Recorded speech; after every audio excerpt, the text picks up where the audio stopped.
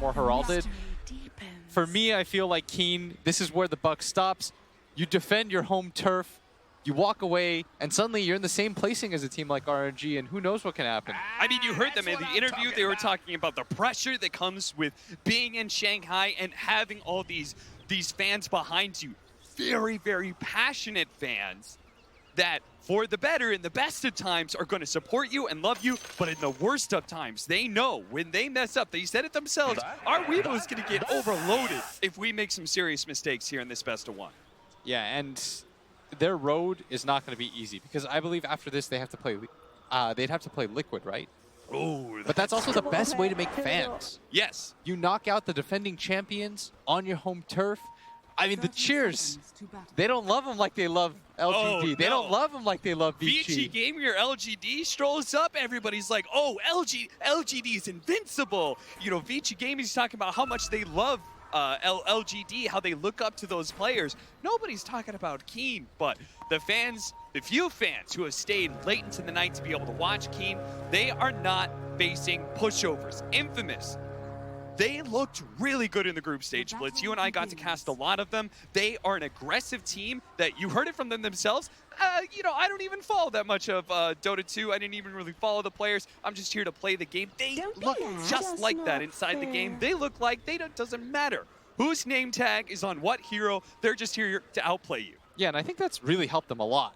That fearlessness, not really respecting anybody's name, and Keen not having quite the expected group stage that a lot of people thought they could have. But I mean, there's always one random team at TI that happens to do really well because it's unexpected, and that could be them this year. Look at this. We are going to have those lane swaps. And what Hector did, he's hanging around the mid lane. He's finally going to head down to bottom. They want Old 11 in that matchup against the Bat Rider, I believe, but he is going to be gone on almost immediately. Fortunately, that Heavenly Grace will manage to spare him from all the sticky napalms that he had on him, as well as the slow that comes out from Rayfire Blast after the stun fades. And I always say that you need a few all-star performances just to make things easier for yourself, and Hector is definitely the player that they need that kind of performance from. Was completely dominant in the groups, had such a good run. We need that from him again if you're a South American Dota fan. Chasing down Old Chicken, getting a lot of damage out from Schofield. Whisper and Schofield, they've been quite the deadly duo, almost finishing off Old Chicken there. This is an aggressive duo that's going to make a lot of space for their hard carries of both Chris Luck and Hector. And this is one of the few times where we're going to see Whisper actually prioritize in the laning phase cap. So many times during the group stage, they sort of just fed him to the wolves, made him get into some 1v3 situation as Schofield just try to secure Hector's farm.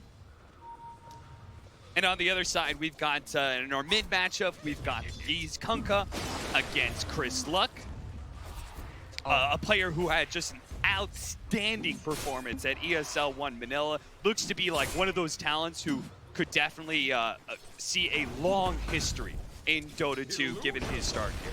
Oh yeah, he was absolutely dominant in India. Just worked pretty much everybody. I remember he had one of the highest first blood rates. Oh yeah. He would just solo kill by level 4 almost every single time. He was just outplaying everyone. And he was definitely their star there. And they're going to need a performance like that from him, especially in a best-of-1 situation. Something I noticed about Infamous in the group stage is oftentimes they would win the first game, sort of get figured out a little bit more in game number 2. So maybe this best-of-1 format could help them, but we'll see. As it feels like Keen sort of had a hard read going for that first pick PA. Yeah. It feels like they kind of expected the type of heroes that Hector could play and felt like PA was going to be good against both of them as they make the rotation down to bottom. Kaka already has 5 stacks on him, getting pretty low. Purification doing so much damage. The Heavenly Grace is enough for a few more seconds, but Infamous give up on the dive. This Omni Knight still farming just fine under his tower. How do you expect this matchup to really break down, looking at some of these heroes? I think the Enchantress is not as good against the PA as they think it is. Yeah. PA has blur. She has the ability to gap close against you, so she can't just chuck impetus shots at you. More importantly, a lot of the attack speed slow that you get from the Untouchable gets negated by the fact that she can just Stifling Dagger you, and the bonus attack speed that you get from the Phantom Strike too. Plus, Enchantress just sort of has a low HP pull. She really relies on that Untouchable, and PA can definitely burst you. Yeah, this is definitely a situation where Keen kind of got the lanes that they wanted, right? They got the Omni Knight versus that Bat Rider, the Bat Rider unable to pressure the hard carry of Keen, and then the PA in turn can do potentially a lot of work against Whisper, but we're seeing that Schofield is having a significant impact in the lane thanks to his tag team. And this mid lane matchup relatively even ever since they took away the deny mechanic at bottom lane. Toss back, Hector. Just trying to deal with this pull that was happening from Keen. We're sailing now. Either team would love to be able to pick up a kill in the next like 10 seconds, as we do have the bounty runes spawning. And I'm thinking Schofield should be able to secure at least one of them top, so we'll see what Hector and Stinger are able to do in this bottom lane. Almost feel like Schofield should just rotate towards that bottom lane. I don't know how much he gets accomplished at top. Believe you just want Whisper to just get levels right now. He's going to make his way towards the rune, going to find the sentry. Yeah, it looks like the aggro dual lane should be able to get the 2, and Tuss secures another one on the other side of the map. So that's going to be 3 for Infamous, including that. The mid lane matchup, 33-5 now for Chris Luck against Yee's Kunkka, 28-5. Is this how this matchup is supposed to go now that some of the deny mechanics have been taken away? Oh yeah, normally you'd see the TA at like 12 denies at this point, but because the deny mechanic's been taken away, the Kunkka does just fine. The only thing that's sort of annoying for him is the regen fight, just because it's so hard for him to burn out refraction charges. Perhaps that's part of the reason he's gone for a bottle, and Courier's been spending a lot of time in that mid lane. We'll see whether or not he can get the 6-minute rune. I think part of the reason why he decided to go for the bottle was so he could play around the power runes, just gank out the side lanes. He doesn't really have a support that can rotate in and get an easy kill from him in mid lane. Yeah, Witch Doctor and Rubik both kind of, they don't have great amount of kill power solo, right? Yeah, and Schofield gonna make the rotation down towards bottom. Hector's quite low. This could be our first blood. Snowball's coming in. He does manage to pick up Hector, but Hector does get burned down. Kaka secures the first blood before he goes down. Old 11 with the Heavenly Grace is actually going to turn and fight Stinger back. Even with the Firefly up, Omni Knight remains unafraid of the flames. Chris Luck finds the DD rune at bottom lane. Oh, with the double trap slow. Is he really going to die for? Oh, he gets the courier! Oh, Yee! Miss Micro there, leaves the courier right behind his hero. That just sets it up for a clean side blades kill. That's just one of those situations where it never really happens. Yeah. You just don't really think about it until it's too late. Oh, he just sent it directly back, didn't even bother microing it, thought he was fine as he's going to make the rotation down towards bottom. That's what I expected, for him to try to get aggressive into the side lanes. Plus, I think that's a little bit of a tilt move. Like, getting a kill on a Tusk at that point doesn't even feel that good. Yeah. Don't be mad. But once you mess up in that situation, you want to make the play that recovers it. Stun out from Hector. Schofield moving forward with Stinger. But again, feeling like they just really can't pressure this last pick Omni Knight. They came out from Keen that was supposed to be able to address both the physical damage that comes out from the Wraith King and the TA, while also providing a dispel against this Bat Rider. Yeah, correct me if I'm wrong, but as an offlaner at bottom, Quickly takes away that Ray Fire Blast slow damage over time, and again, is able to push back Infamous. They really just can't get aggressive like they want to. if you're playing Omni in a game like this, normally the only time that your game is actually ruined is if your laning phase is bad, right? Yeah. And if you get the levels, I mean, your hero sort of just becomes unkillable anyways. Yeah, it's like one of those great situations both the Bat and Omni Knight are in, right? It's like, as long as I can get to level 3 and level 5, I'm just going to feel more and more powerful. This is one thing, by the way, that Infamous does more than almost any other team. They stack the living hell out of the jungle. Yeah. They make sure, Hector, don't worry how your laning phase goes. You're going to get recovered in some way or another. And this is exactly how they do it. And this is one of the things that we said is, like, sometimes, you know, they would just leave Whisper in these really terrible lanes, but it's not a bad idea to give Whisper a good lane because of how much they focus giving Hector and Chrislug these free neutrals, these free stacks and such. Hector taking a big nuke out from that purification, toss back, but now the telekinesis is gone. Hector will TP to the shrine on the other side of the map, trying to be as efficient as possible. Hector always has really good reads about that stuff. Yeah. Are they going to swap lanes entirely then? If Hector makes the rotation up towards this top lane, I feel like they have to. Yeah, Whisper probably has to go bottom. Whisper is about to pick up level 7, so he's more chicken. They're going to go on him here, Cap. Old Chicken is going to be caught here. The snowball actually went up to the neutrals. Schofield just trying to get closer to Old Chicken, it seems, after the blur, but Old Chicken just can't get far enough away from Whisper with the Ice Shards to be able to finish him off. Whisper starts laying some damage out onto Old 11, but Yi is going to pull him back into the combo here. But they don't really have the damage to threaten this. They want to go on Dark right now. 3 levels of the heal, and now they're going to be able to get the slowdown onto Dark. A fresh snowball is up. Nice shots. He's got 1 or 2 left, but the cast just perfectly sent out at the last moment. And a very good Torrent at the same time. Otherwise, probably would have gone the extra hit onto the Witch Doctor to get the kill, but Yi right now, not a whole lot of successful rotations. And he's going to get out-farmed by this TA in the jungle. He really wanted to make these plays work, but Enchantress just doesn't die in those positions. No, she does not, since like everybody's been going for the Nature's Attendance maxed out. It's so hard to challenge this hero, and Whisper is actually staying in this lane right now as they're going to be able to catch Dark, who's trying to protect his tower, gets a vision up, but immediately Infamous kill him, make sure they get the bounty runes, and now Whisper's going to rotate over. He waits until they've secured the bounty runes first, and it looks like he may have just gotten 3 for his team, almost killing Kaka as well, but a fast reaction from Kaka that TP out. Whisper knows the damage wouldn't come fast enough. And they did swap the lanes out. During that entire time, Stinger was farming bottom. They didn't make the rotation until late just because Whisper was able to get that kill and Hector defaulting to the jungle. And Old 11 is doing the right thing right now, Cap. He's staying on top of Hector. He's making his laning phase as annoying as possible. He knows that he TP'd up here and Whisper TP'd at bottom, so they're reluctant to make the switch. Yeah, he doesn't want to be in the one-on-one matchup against this Enchantress now that she actually has all the damage that comes out from Impetus.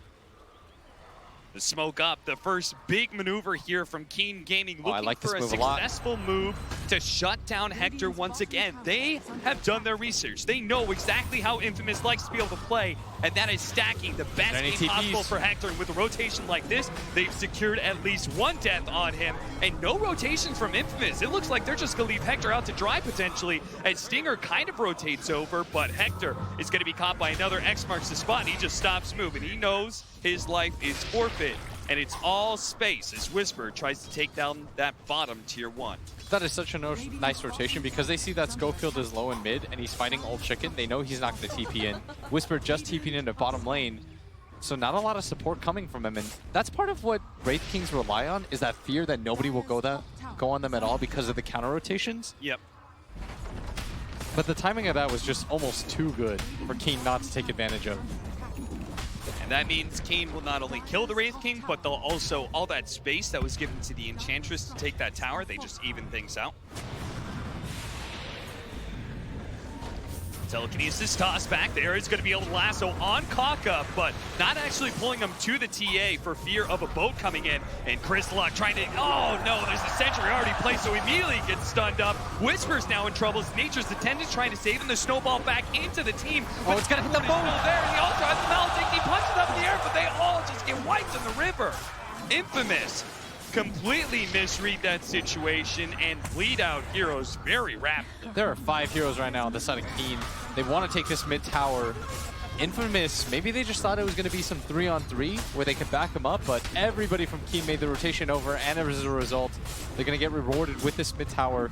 So crucial to the rest of their game, because against a team like Infamous that decides to go these Hands of Midases on their carry every game, you want to punish this. Yeah. You want to get into his jungle. You want to force him out. Old 11 is a hard kill.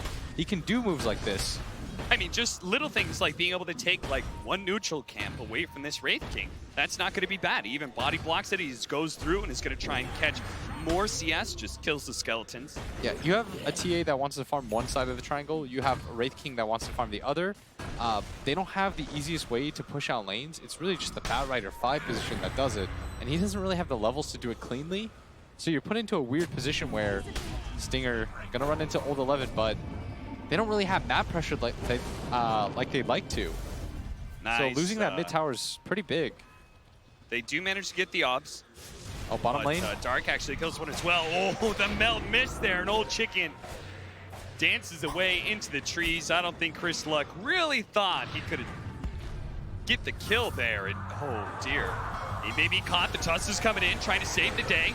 Ice Shards, okay, that's in the wrong direction. A little odd, but Chris Luck's going to turn and try and fight Eve with Coco's Rum as well as the Spirit Vessel. He is going to be able to snowball into the neutrals, but again, Keen Gaming just bringing the extra heroes here to be able to take the fight, ensuring that they will bring down Infamous every single time they meet these heroes. They know that Hector's too busy farming, that as long as they 5-man, they'll be able to take any fight against Infamous. Now they're going to be able to catch Whisper as well with the Spirit Vessel, preventing a lot of that heal. The early pickup from Yi, just a smart read of this game and how to be able to dismantle Infamous. And Infamous, it feels like they're rushing their moves.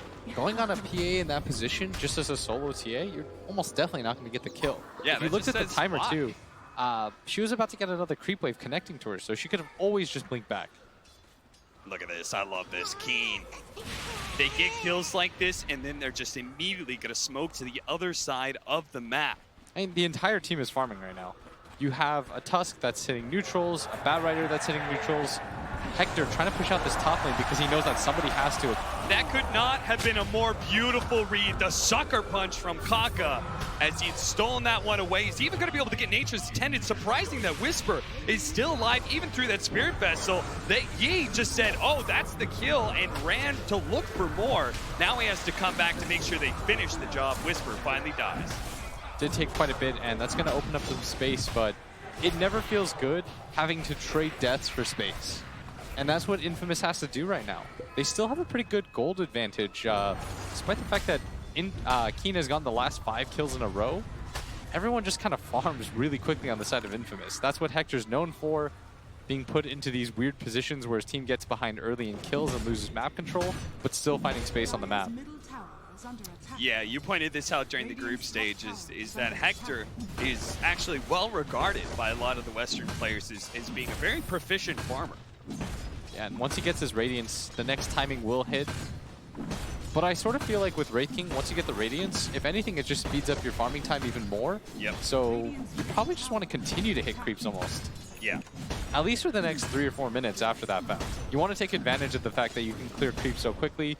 On one hand, you can use the skeletons that you spawned to farm 1 stack, and then you can push out the lane using the Radiance. It almost feels like these Wraith Kings get Radiance, and then they just keep farming until they have like level 18 and like 1 or 2 items past that Radiance. They want to be able to reach that like really dangerous mid game that like Alchemists do. Yeah, I don't think you're fighting this Kunkka heads on early. No. If you look at his item build, he's decided to go for the Spirit Vessel.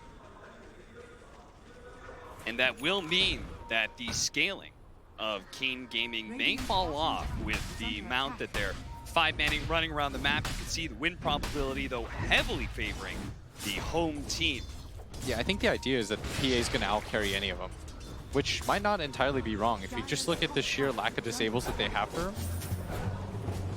X marks the spot on Schofield. No snowball, and is going to be caught in disable after disable. The snowball is going to come a bit too late unless the Ice Shards can separate the two, but there's just another X marks the spot. Again, they just have to trade deaths for space. What they're really trying to do is divert them away from the towers right now, Cap.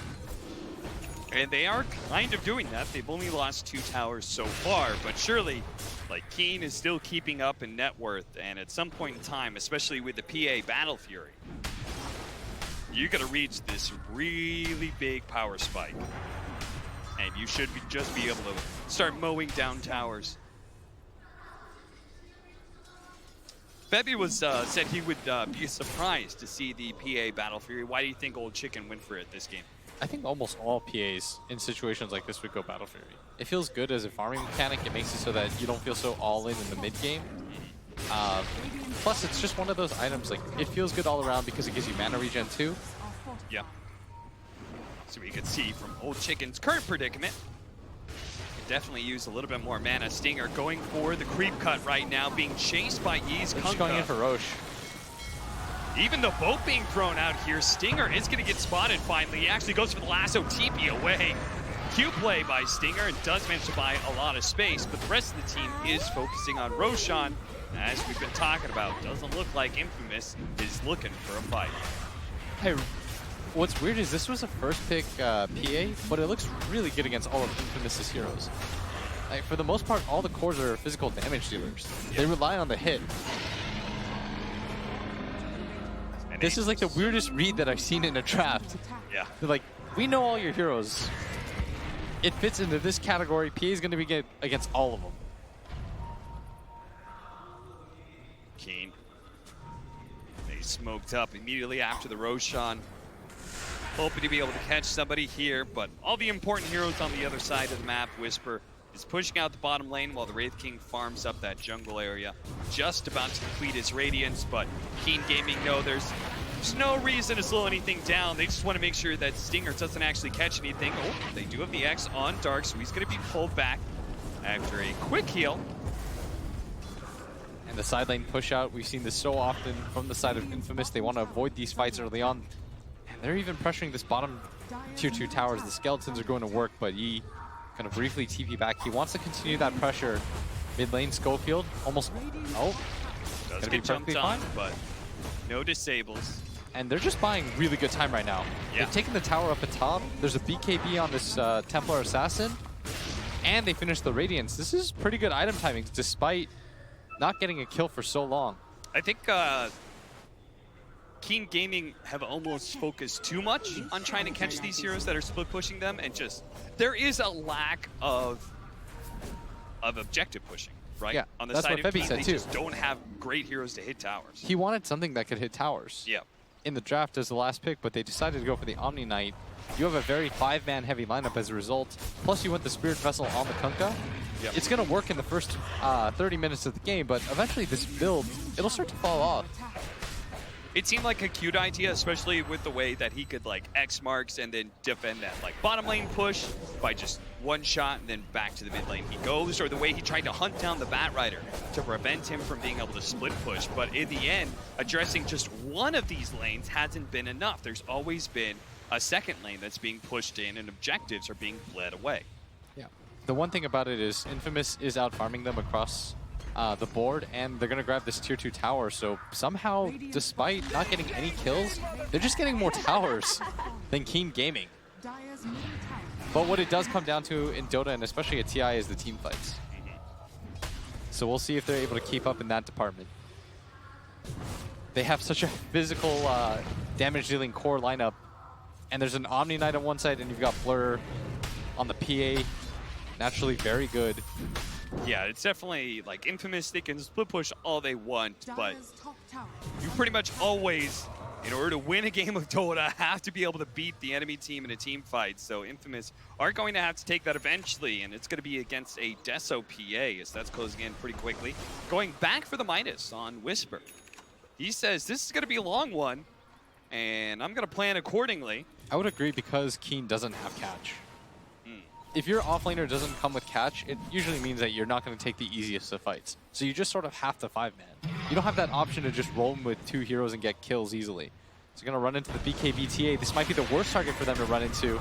TA is going to be able to get off the BKB, jumps into the back line, but there is going to be save from the Omni Knight. Kaka's going to be okay for now until a big punch from Schofield to be able to finish him off. Schofield will be sacrificed in turn as the paralyzing cat slowing down both Hector's here now. And Whisper, but they're going to show up. And you get a stun on Old 11. Look at that damage coming out from this Enchantress. Heavenly Grace won't save you, my friend. The Omni Knight falls. And Chris Luck looking to be able to slow down the next hero, Old Chicken. He needs a target to be able to jump away to, and he's got one in Yi, but a big shot from the Impetus, it does miss. The Tusk snowballing in, Ice Shards forward, the Raid Fire Blast nails the PA. Can they overwhelm him? They're what a dive this is. And this is a dive that will be able to win the fight. And they're going to surround this PA right now. Ulted up by the Bat Rider, nowhere for her to go. Absolutely nowhere. Jumps over to the Kunkka, but they had the ice shards well in place to be able to block They're her gonna take out. this tower That is too. 4 dead, and yeah, tier 2 is gonna fall just like that. And Infamous has answered the question. All they needed was that one team fight. They didn't get a kill for something like 12 minutes, and it happens in a hurry. And 23 minutes in, they're threatening for the tier 3. Do a little bit of damage, not trying to push their luck. And I think that's something that, you know, Infamous, and there were points where I think they got a little undisciplined. They lost some of the games because of that. But one thing that they really didn't do too much was try and push high ground before they were actually ready. This is a good example of that. Maybe it's just because in part of how much they love to be able to farm as we look back at that fight and see Old Chicken just try and make escape after escape. But Infamous, you say Keen, you know, lacking catch, Infamous has a plethora of it. Yeah, the pride of South American Dota. I mean, they're able to just follow up so easily. They have stun after stun. They've got multiple ways to gap close. They've got blink daggers aplenty. And I feel like Keen, they almost missed their timing window by 5-manning too much. They would often take these smoke ganks where they just run into one hero. Took them way too long to kill Whisper when they did run into the jungle and found him. And all it really did was open up space for his 2 side lane cores.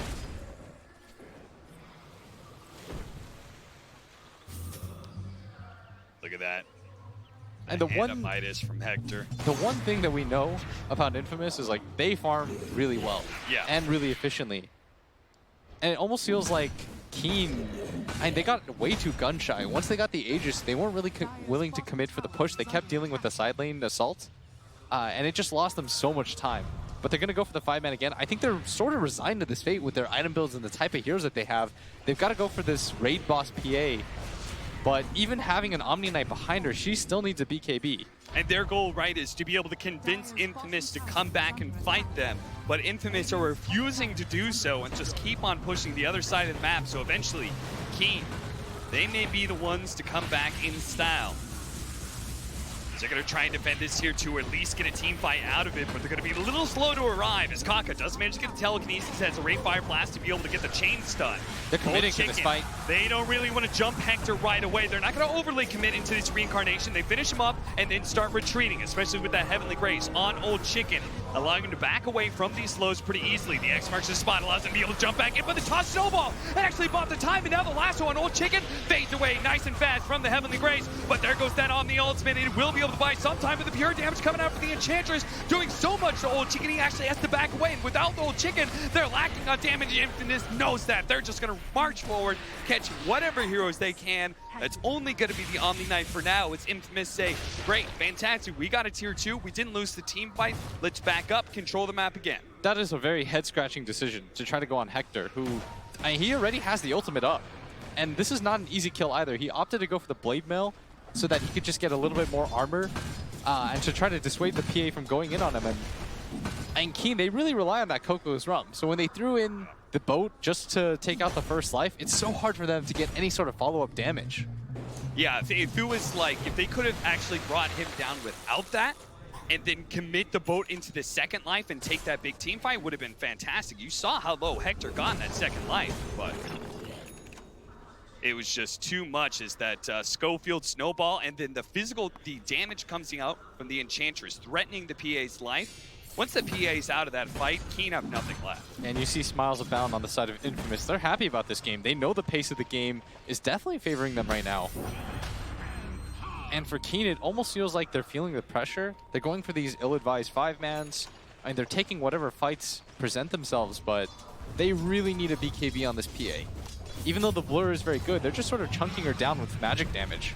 And perhaps the pressure of being able to play in front of the home crowd is getting to Keen, and how they've gotten so gun-shy. They just don't want to be making any mistakes. They're playing not to lose rather than playing to win.